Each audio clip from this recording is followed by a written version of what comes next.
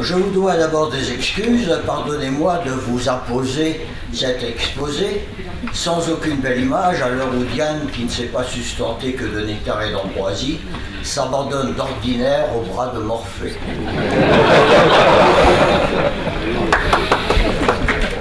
Moi, je vais vous parler de mots, mais pas M-A-U-X, parce que chacun sait qu'il n'y en a pas dans la vénerie, mais les mots M-O-T. Le mot, dit le linguiste, est un élément linguistique significatif composé d'un ou plusieurs phonèmes susceptibles d'une transcription écrite comprise entre deux blancs. Ouf! Cela manque singulièrement de poésie. Les mots, le veneur les corne, ainsi que nous conseille Henri de Ferrières vers 1375. Écoutez, quand tu auras trouvé le cerf du limier, c'est-à-dire avec le limier, tu dois corner pour chien un long mot bien long. Et c'est le veneur qui a raison, parce qu'à l'origine, mot a signifié son. Le lexicographe est un chasseur de mots qui gratte dans les livres, dans les manuscrits, et même en Europe sur l'écorce du hêtre, ce qui explique pourquoi le hêtre étant en allemand Buche, le livre se dit Buch, et Buch en anglais.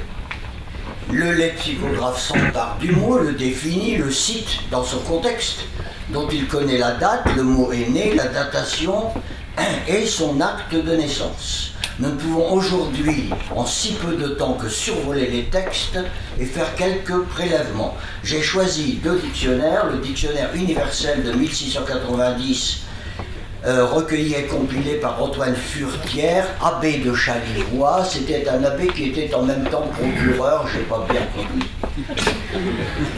et lexicographe naturellement. L'autre dictionnaire, on recule de presque 100 ans, l'autre dictionnaire est le trésor de la langue française tant ancienne que moderne. Elle était moderne en 1606. Son auteur étant mort, de fatigue comme tous les lexicographes. 6 ans après le décès de son auteur, dont le nom est bien connu, tout le monde connaît, Jean Nicot.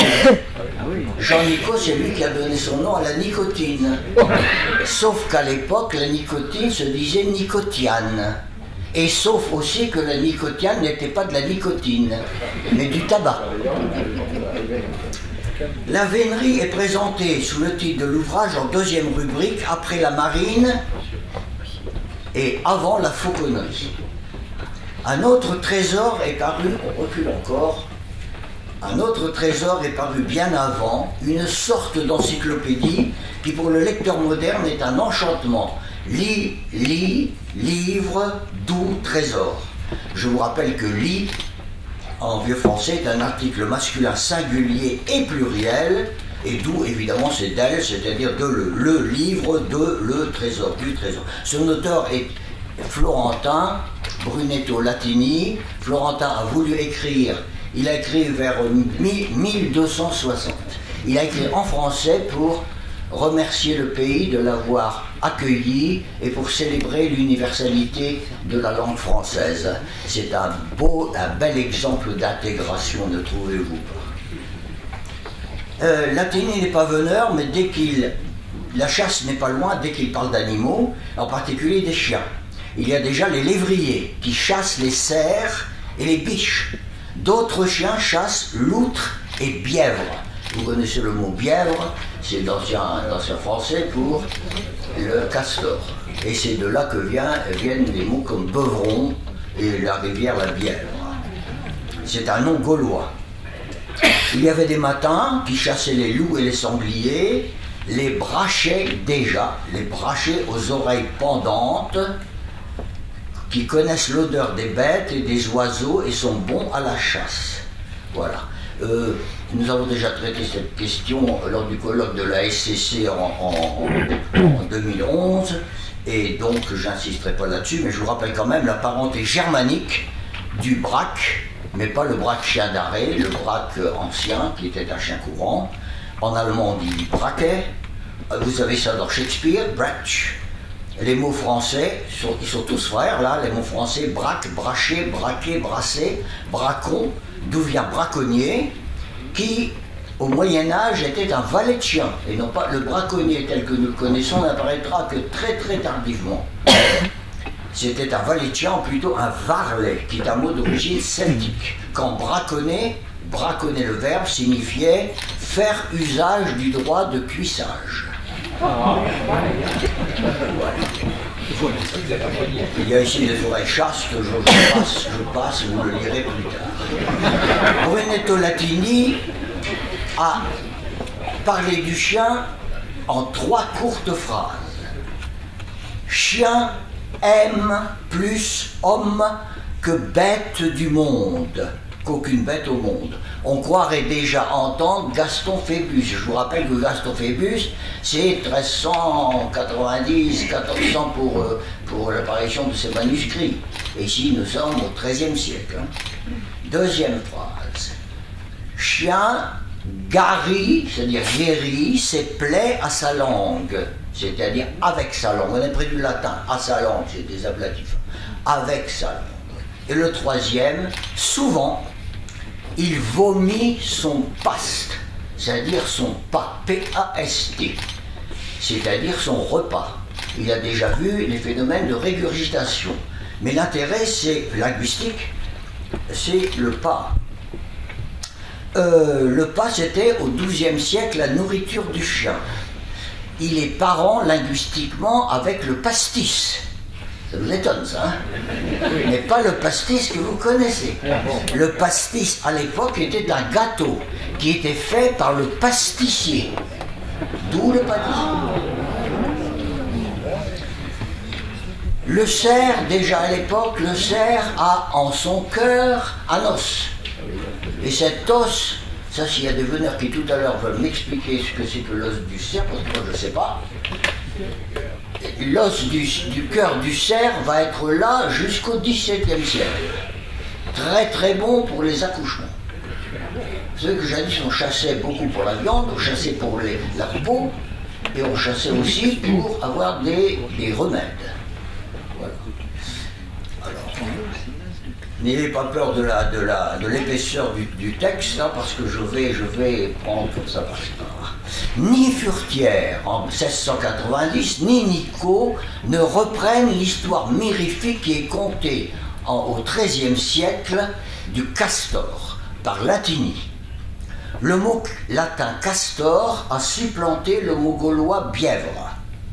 Il est très malin, le castuer, on prononçait castuer à l'époque. On le chasse pour ses couillons. Je m'excuse, mais il n'y avait pas d'autre mot. Les testicules n'apparaîtront que 2 siècles plus tard. Pour le cerf, et seulement pour lui, on disait les dintiers. Le dintier était à l'origine une friandise, un mets de choix. Et ceux qui connaissent l'anglais connaissent le mot actuel, dainty. Dainty, c'est un mets de choix, c'est quelque chose de délicat. Les dintiers du cerf sont en bonne place chez Nicot et chez Furetière, et figureront encore en 1763 dans l'école de la chasse aux chiens courants de Leverrier de la Contrie. Je cite, on a eu la précaution de lui couper les dintiers aussitôt qu'il est porté par terre. Revenons à Latini, même les paysans qui n'ont pourtant pas le droit de chasse en veulent à ces parties de son individu qui sont mous profitables à médecine. Le linguiste ne peut pas s'empêcher. On entend des journalistes, des gens qui veulent un peu mousser, parler de moult, disant moult pour beaucoup.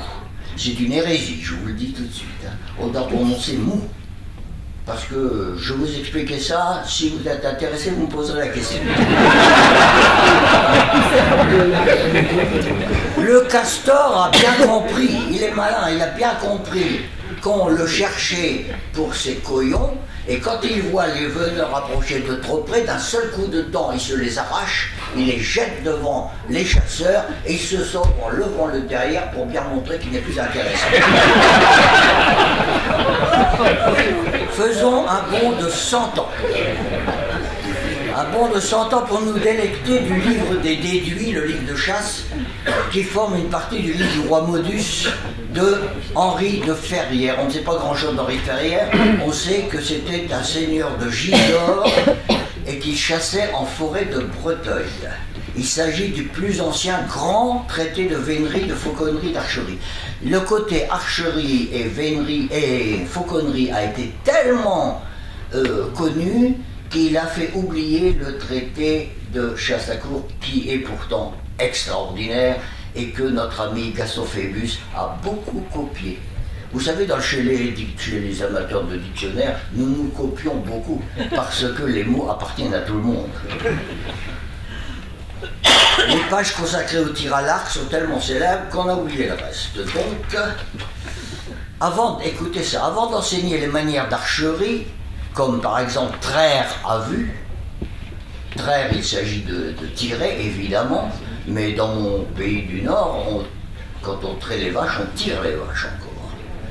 Modus donne un cours complet sur l'art de prendre à force les 5 bêtes rouges, ça ne va pas vous étonner, cerf, biche, daim, chevreuil, lièvre. Et les 5 bêtes noires, sanglier, truie. Il fait un chapitre spécial pour la femelle, on ne sait pas pourquoi. Le loup, qu'il appelle le goupil, ou goupil, et le loutre, et non pas la loutre à l'époque. Extraordinaire recueil de vocabulaire. Il y a un chapitre qui est intitulé « Comment l'on doit parler de vénerie ». Le mot important, je crois, c'est « doit ». C'est un professeur, il enseigne, et il faut faire comme il dit. Écoutez-le, paroles bien prononcées procèdent de la science. Selon la diversité des bêtes, sont les paroles diverses. Voilà, à partir de ce moment-là, le langage de la vénerie va s'établir largement aussi bien que maintenant. Un petit exemple, il donne un cours sur les termes spécifiques, monosémiques, ça veut dire un seul sens, de la vénerie par rapport aux mots polysémiques, nombreux sens, du fond commun. Pour les bêtes comme les cerfs, les daims, les biches, les chevreux ou chevreuils, qui n'ont pas de dents dessus, regardez comme il a bien vu, qui n'ont pas de dents dessus, c'est-à-dire pas d'incisif supérieur. On doit dire viander. C'est une norme. D'autres bêtes paissent, d'autres mangent, d'autres pâturent, d'autres broutent. Quant aux bêtes noires, on doit dire manger. Il existe 5 termes pour les fientes, déjà. Les fumées des bêtes rouges, les laits, on ne dit plus ça maintenant, les laits des bêtes noires. Lait avait beaucoup de sens. Hein. Lait, c'était aussi bien le chemin, le layon, c'était aussi un tiroir, c'était même ce qu'il y avait dans le tiroir, y compris les langes des bébés, et c'est de là que vient le mot layette. La layette était dans la lait, etc. Voilà. Les laits des bêtes noires et des loups, les crottes des lièvres et des conins. Les conins sont les lapins. J'ai fait un paragraphe, mais je le laisserai, parce que c'est pas à dire devant tout le monde non plus, étant donné le jeu de mots qu'il y avait à l'époque sur conin. Les fientes des coupilles et des puantes bêtes, et les épreintes des loutres. Avouez que tout le langage est lié. Pour les têtes des cerfs, écoutez, je vous cite, les branches qui sont dans les cornes du cerf sont appelées andouillées singulièrement. Et en général, sont appelées corps. Ce qui est intéressant pour le linguiste, c'est singulièrement et en général. C'est-à-dire, il s'est déjà fait, il s'est fait des définitions. C'est très ancien, c'est Aristote qui l'a enseigné ça. C'est-à-dire, ce qui est singulier, c'est-à-dire unique, est pris dans un ensemble. Je vous donne un exemple, le siège est l'ensemble. Du moment que vous mettez cette partie de votre individu qu'on appelle les fesses sur un morceau de bois, c'est un siège. Vous mettez un dossier, vous avez une chaise. Vous mettez des rebords pour mettre vos bras, vous avez un fauteuil. Voilà, c'est-à-dire que chacun séparément peut être rapporté à ce qu'on appelle, quand on est savant, la superordonnée. Nous ne sommes pas savants. Je vais revenir sur un terme ancien, c'est le viandi, viander, tout simplement, vous le savez certainement, vous êtes veneur, la viande, jusqu'au XVIIe siècle, elle n'était pas du tout de la viande, c'était n'importe quel aliment. Le poisson était de la viande. Voilà. On pouvait donc manger de la viande, même quand ce n'était pas permis, puisque ce n'était pas de la viande. Voilà. La viande se disait chair, mais d'abord elle s'est dite char, d'où le charcutier. Vous voyez qu'en linguistique, on s'amuse bien de temps en temps. Henri de Ferrière emploie encore dans le dernier quart du 14e siècle, le mot goupil. Or, vous savez bien que goupil avait disparu pour le renard. Mais le vrai nom, c'est le goupil, ou goupil. Renard, c'est un nom propre, qui vient de l'allemand. Reinhardt, c'est du francique, disons pas d'allemand, disons du francique, la langue des Francs. Voilà. Mais lui continue à dire goupil. Goupil, c'est du latin. Vulpes. Comment le V est devenu G, ça aussi c'est un. J'adore, je vous le dirai si vous me le demandez. Écoutez, déjà.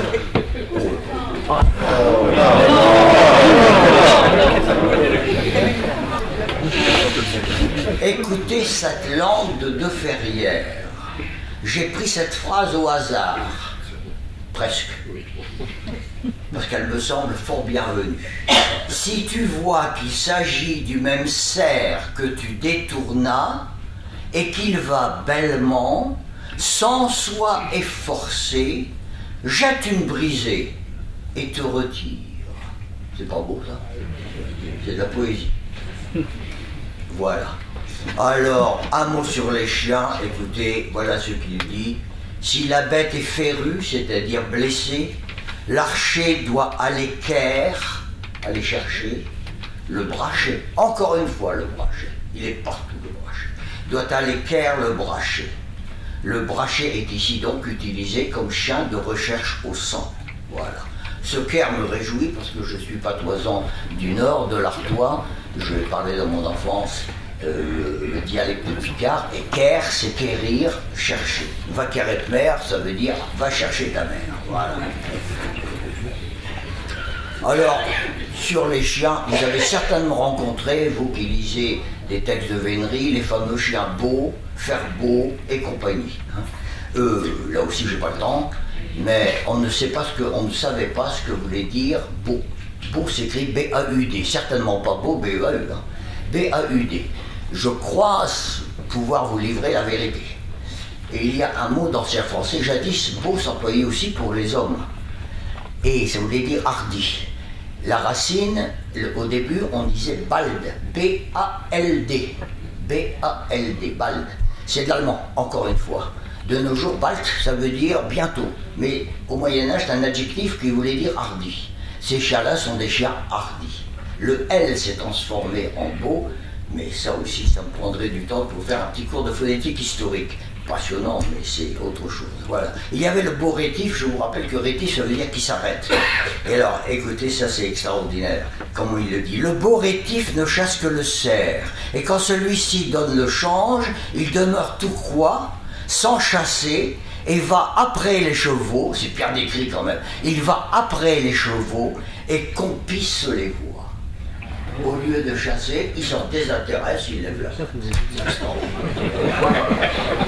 Je vous rappelle que rétif en vieux français, ça veut dire qui s'arrête.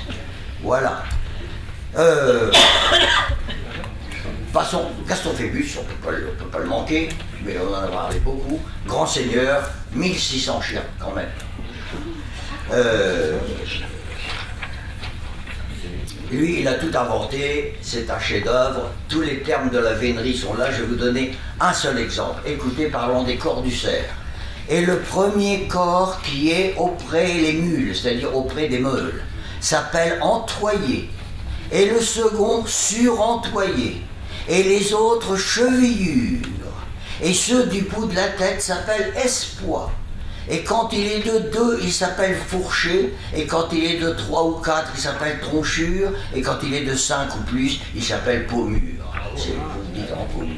Et voilà, tout est là, c'est pas la peine d'aller plus loin. C'est lui qui a inventé le fameux dicton, écoutez, pour le cerf qui est, dit-il, dangereuse bête, après le sanglé, le mire.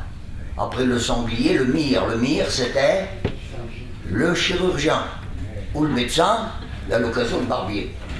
Après le sanglé, le mire, donc nous dirions nous l'hôpital. Et après le cerf, la bière. La bière n'était pas un cercueil, c'était traduit le cercueil, c'est faux. La bière était un... on transportait les morts sur une bière et qu'on mettait dans la fosse avec le monsieur décédé. Voilà. Et après, il y aura le cercueil. Voilà. Alors je vais sauter à la conclusion, puisque, tant pis. Hein. Oh, une petite chose quand même. Très moderne. Phébus, très moderne. Vous êtes chasseur, vous allez aimer ça. Écoutez. Il dit: je ne devrais enseigner à prendre les bêtes si ce n'est par noblesse et gentillesse. Ne faites pas d'erreur, c'est pas la gentillesse de maintenant. Gentillesse, un gentilhomme, c'est un noble. Et gentillesse, c'est-à-dire noblement. Et pour avoir bio-déduit, c'est-à-dire de belles chasses et aussi beaucoup de plaisir, écoutez, afin qu'il y eût plus de bêtes et qu'on ne les tuât pas faussement, mais en trouvant-on toujours assez à chasser. Ça veut dire qu'il développe l'idée de préservation du gibier, alors que d'autres à l'époque se livrent à des massacres. Après lui, Henri VIII tuera 200 cerfs dans une journée, ou fera tuer. Voilà, ça s'appelle de la civilisation. Voilà. Allez, tant pis, je passe, vous me lirez plus tard, vous ne me lirez pas. Mais en 20 minutes, on ne peut rien faire.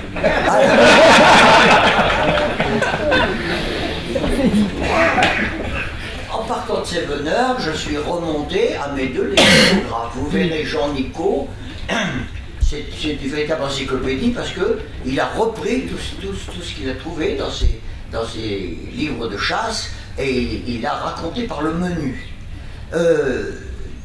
Et c'est très curieux parce que Jean-Nicot est natif de Nîmes et il emploie des mots du dialecte picard, hein, toujours le mien.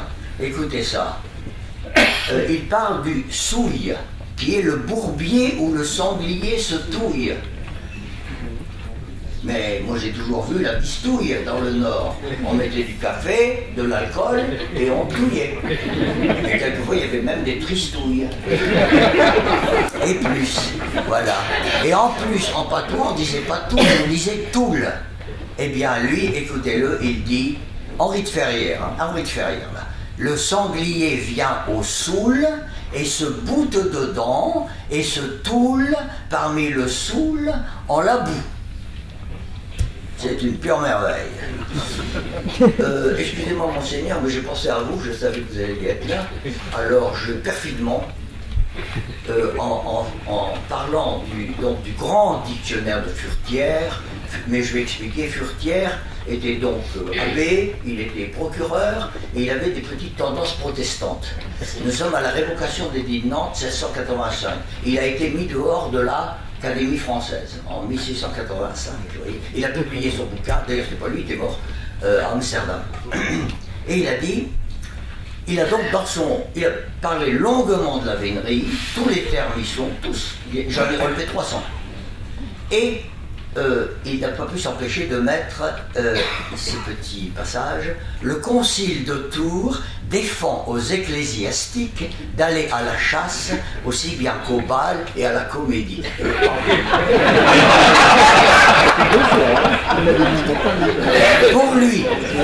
Pour lui, nous sommes sous Louis XIV, hein, n'oubliez pas. Tout ça, ça vient, le début, vous savez, avec ses couillons, c'est déjà dans Isidore de Séville, qui est mort en 636. C'était au moment de la fameuse chanson du roi Dagobert. Et ici, maintenant, nous sommes au grand siècle. Il ne faut pas mélanger. Écoutez, chasser. Pour lui, chasser à bruit, chasser à corps et à cri, c'est chasser en grand seigneur, avec meute de chiens courants, piqueux et veneurs. J'ai fait tout un présentation sur le piqueux, doit-on dire piqueur ou piqueux, vous le lirez également parce qu'on n'a pas le temps. On a là un domaine abondant, exploité parfois par le lexicographe, comme s'il faisait partie du fond commun de la langue. On explique par exemple un terme de vénerie par un autre terme de vénerie. Ce n'est plus possible maintenant. On ne comprendrait pas, parce qu'un dictionnaire doit aller de l'inconnu au connu. À l'époque, on prend un terme de vénerie, on l'explique par un autre terme de vénerie, ce qui suppose que tout le monde connaît le premier terme de vénerie.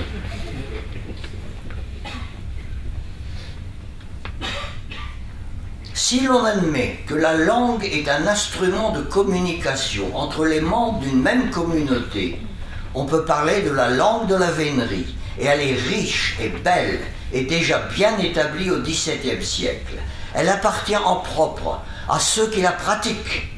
Et comme toute autre langue, il est très difficile de la maîtriser si l'on n'est pas tombé tout jeune dans la marmite. Paul Vialard, on en a parlé ce matin, Paul Vialard s'y est employé dans la Grande Meute, 1953. Il a séduit ses lecteurs, pas les veneurs. Le duc de Brissac, avec une belle plume et un brin de condescendance, consent à nous éclairer. Le non-pratiquant parle trop bien. Il dépasse le but. Nous dirions, il en fait trop. Il parle comme un livre et non comme un piqueux. Mais il s'agit d'une langue figée, rétorque le linguiste.